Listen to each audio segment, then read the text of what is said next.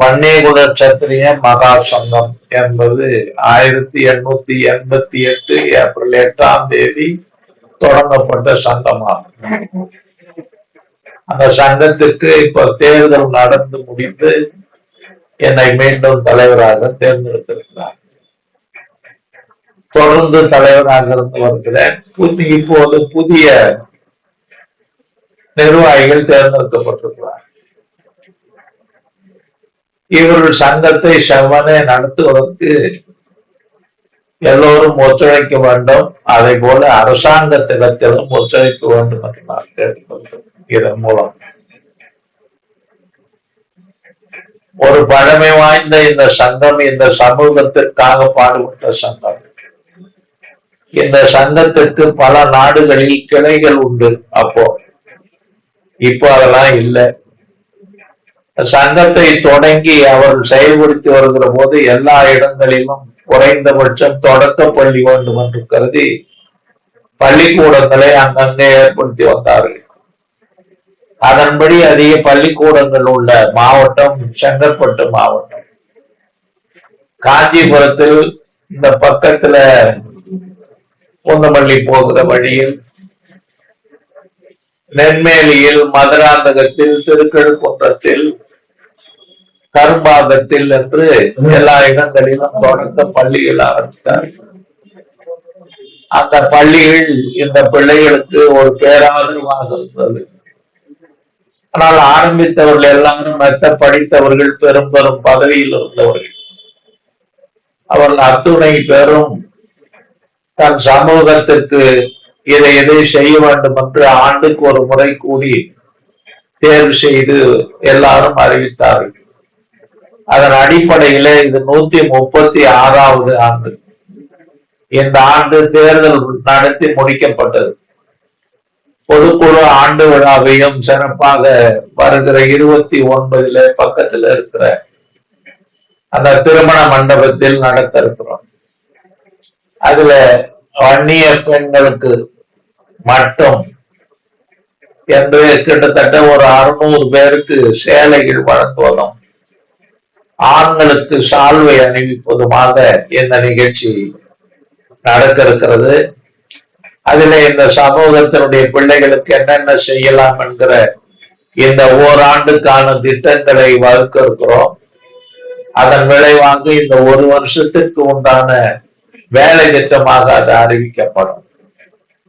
அரசியல் ரீதியாக பார்த்தால் காங்கிரஸ் கட்சி தொடங்கிய உடனேதான் எல்லா இடங்களிலும் எல்லா சமூகங்களும், அதாவது ஜாதி சங்கங்களும் அவரவருக்கென்று தனியாக சங்கங்கள் அமைத்தன என்பது வரலாற்று செய்தி. அதுல ஒரு ஓராண்டு 2 ஆண்டு கொஞ்சம் காலதாமதமானது வன்னியர் சங்கத்திற்கு தான். இது பெரிய சமூகமாக இருப்பதும் அவர்கள் கூடி ஒரு முடிவு எடுப்பது பெரிய சிரமமாக இருந்தது என்பதும் தான் வரலாற்று செய்தி. மூலக்கொத்தரத்துல இருக்கிற கோபால் நாயக்கர் பவுண்டரி, அந்த கோபால் நாயக்கர் பவுண்டரி தான் அதனுடைய அதிபராக இருந்த கோபால் நாயக்கர் தான் இதற்கு பெரிதும் உழைத்தவர், முன்னிருந்து பாடுபட்டவர் என்பதை இப்போது நான் சுட்டி காட்ட விரும்புகிறேன். ஆகவே அந்த ஃபேக்டரியில் இருந்து வந்த வருமானத்தை வைத்துதான் அவர் பல நல்ல காரியங்களை செய்தார். உதாரணத்துக்கு சொன்னார், வஉசி பற்றி சொல்லும் போது கப்பல் ஓட்டிய தமிழர் என்று சொல்லுவோம். இந்த கப்பல் ஓட்டுவதற்கு, கப்பலை புதுசாக வாங்குவதற்கு உண்டான வசதிகளிலே பங்கு செலுத்துகிற போது பெரும் பங்கை செலுத்தியவர் கோபால் நாயக்கர்.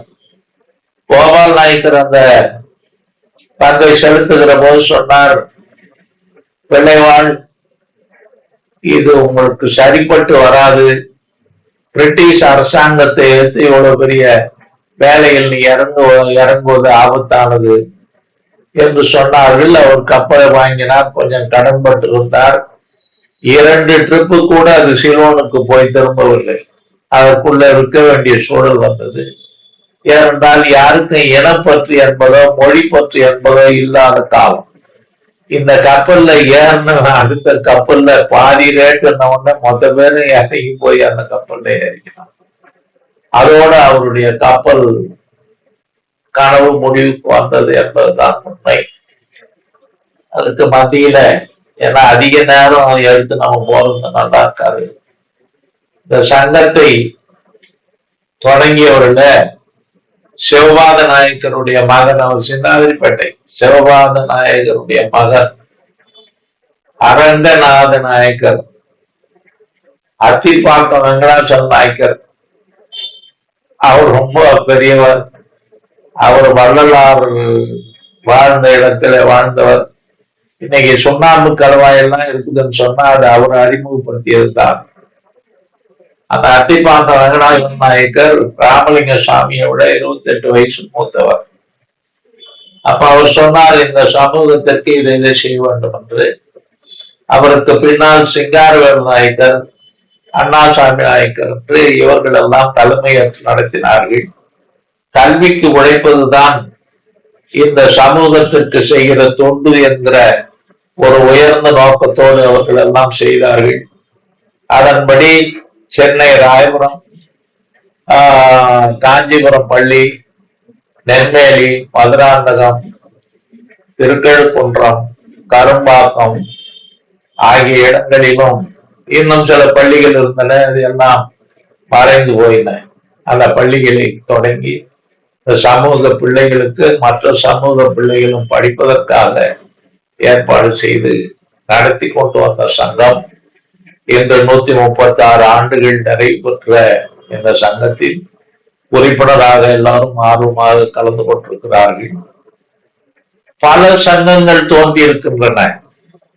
அது எல்லாவற்றையும் எதிர்த்து போராடி ஒரு நிலையில் நிற்பது என்பதே பெரும் காரியமாக இருக்கிறது. தன்னைத்தான் உணரான மக்கள் அதிகம் உள்ள சமூகமாக இது இருப்பது கண்டு நானெல்லாம் ரொம்ப வேதனைப்படுகிறேன். தலைவர் வாழப்பாடியாரிலிருந்து இதை தூக்கி நிறுத்த வேண்டும் என்பதற்காக பெரிதும் முயற்சி எடுத்தோம். அதுல டாக்டர் ராமதாஸ் அவர்களை வளர்த்து விட்டோம் என்பதையும் இப்போது நான் குறிப்பிட விரும்புகிறேன். ஆனால் அவர் சமூகத்திற்கு பயன்படுவதற்கு பதிலாக இந்த சமூகத்தின் பெயரால் தன்னை வளர்த்து கொள்ள, குடும்பத்தை வளர்த்து கொள்ள முயற்சி எடுத்துக்கொண்டார். தன்னை எதிர்ப்பவர்களை எல்லாம் இல்லாமல் செய்து விட வேண்டும் என்கிற எண்ணத்தோடு அவர் செயல்படுகிறார் என்பதை நாம் பார்க்கிறோம். ஆகவே இந்த பறந்துபட்ட சமுதாயம் என்று மிக சுருங்கி ஒரு அரசியல் இயக்கமாக மாற்றி அதை தன் பாக்கெட்டிலேயே வைத்துக் கொள்ள வேண்டும் என்று செய்து அது ஒரு ஆட்சி அதிகாரத்திற்கு வந்து தன் சமூக மக்களுக்கு செய்ய வேண்டும் என்கிற உணர்வு எல்லாம் இல்லை. இந்த சமூக மக்களுடைய கல்வி வளர்ச்சிக்கும் தொழில் வளர்ச்சிக்கும் அவருடைய வாழ்க்கை ஆதாரங்களுக்கும் ஏதேனும் செய்ய வேண்டும் என்கிற உணர்வு எல்லாம் தவிர்த்து எல்லோரும் இதில் சமூகத்தை சொல்லி அரசியல் செய்கிறார்களே ஒழிய உண்மையாக இந்த சமூகத்திற்கு உழைக்க வேண்டும் என்கிற பற்று மிக குறைவாக இருக்கிறது என்பதை இப்போது நான் நினைவு கூறுகிறேன். இதிலிருந்து மாறுபட்டு எல்லோரும் இந்த சமூகத்திற்காக ஒரு ஆதரவை தெரிவிக்க வேண்டும் என்று நான் கேட்டுக்கொள்கிறேன்.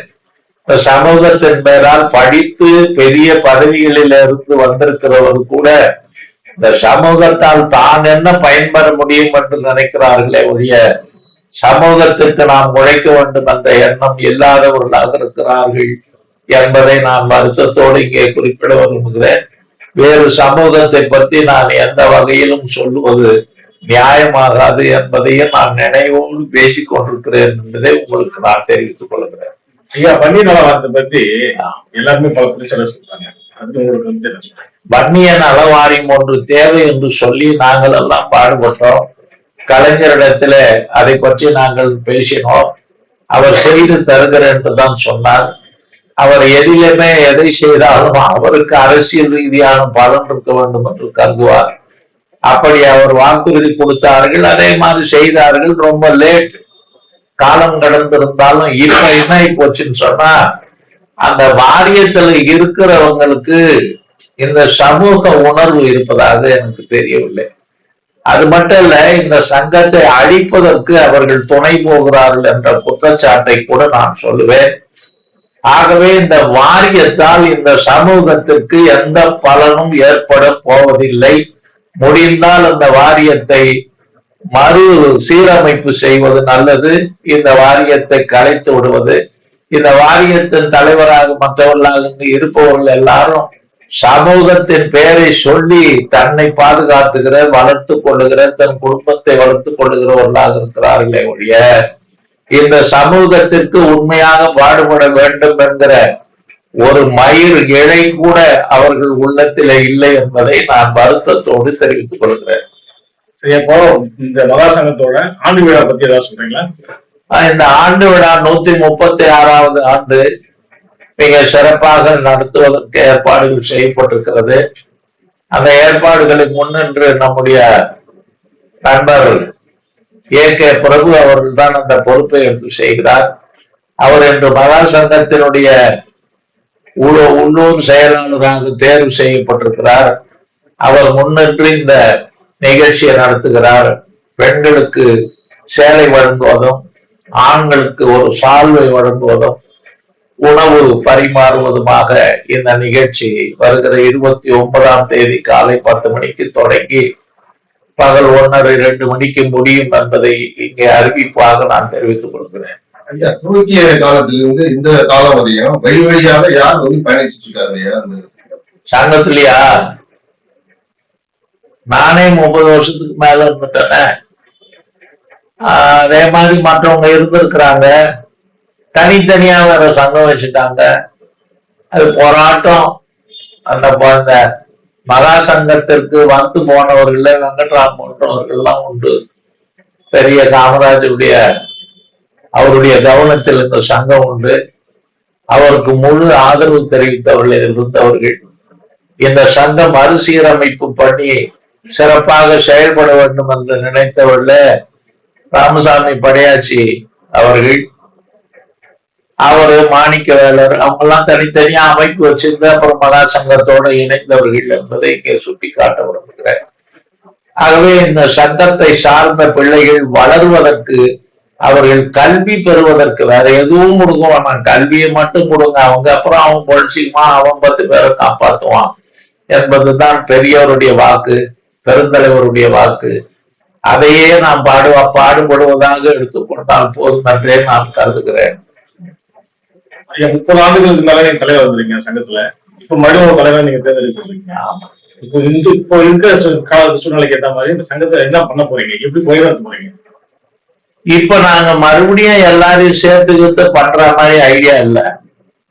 இப்ப இருக்கிற சொத்துக்கள் வருமானத்தை ஒருநிலைப்படுத்துவது, நாம இப்போ கல்வியில எது தேவை என்பதை சிலது பேசி முடிவு பண்ணியிருக்காங்க.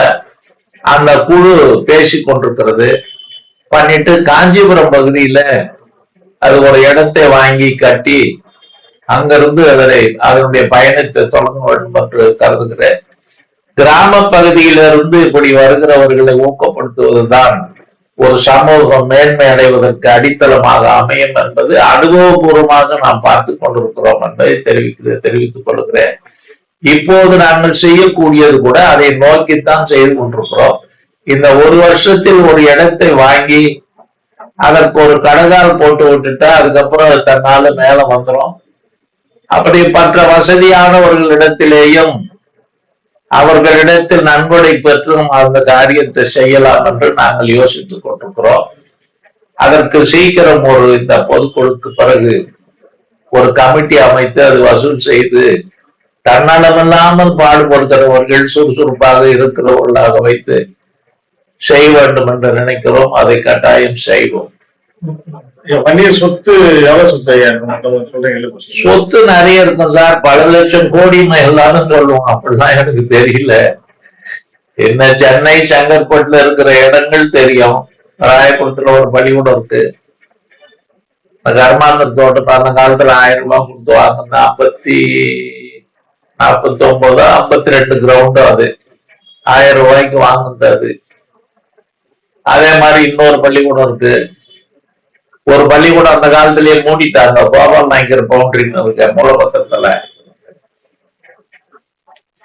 அதனால அவங்க மூடிட்டாங்க. இப்போ இருக்கிற பள்ளிக்கூடங்கள்லாம் ஓரளவு வளர்ந்துருக்கு. இப்ப திருக்கழுக்குன்றது பள்ளிக்கூடம் அந்த ஏரியாவில் அந்த மாவட்டத்திலேயே அதிக பிள்ளைகள் படிக்கிற பள்ளிக்கூடமாகவும் நல்ல ஆசிரியர்கள் கொண்டும் இயங்கி வருகிறது. அதுல யாரும் கை வைக்க விடாம தடுத்து கொண்டிருக்கிறோம். இல்லைன்னா ஆளுக்கு ஒரு ஓட்டம் கூட உடச்சி எடுத்து போயிடுவான். அது மாதிரி இருக்கு. காஞ்சிபுரத்துல இதுல நெம்மேலியில இருக்கிற பள்ளிக்கூடம் கூட ஸ்ட்ரென்த் கம்மியா இருக்கு. காஞ்சிபுரம் பள்ளிக்கூடமும் அப்படிதான் இருக்கு. காஞ்சிபுரம் பள்ளிக்கூடத்தை ஓரளவு உயர்த்தி கட்டின பெருமை இந்த இறந்து போனாங்க என்னப்பா ஸ்ரீதர் அவங்க கையில கொடுத்தாங்க. அந்த பள்ளிக்கூடத்தை கட்டி முடிச்சாரு. அதுக்கப்புறம் அந்த போலீஸ் நடவடிக்கை அது இதுன்னு சொல்லி வம்புதும்பாகி போயிட்டாங்க. அதனால கல்விக்கு ஒரு சமூகம் பாடுபடுவதுதான் அந்த சமூகத்தை உயர்த்தும் என்பதை நாங்கள் அனுபவபூர்வமாக உணர்ந்திருக்கிறோம். இரண்டாவது, வாழ்க்கை ஆதாரம் என்று பார்த்தால் தொழில் ரீதியாக வணிக ரீதியாக இவர்கள் வளர வேண்டும் என்பதுதான் எங்களுடைய விருப்பம். அதற்காக மட்டுமே நாம் இதை செய்து கொண்டிருக்கிறோம். கட்டாயம் செய்யணும்.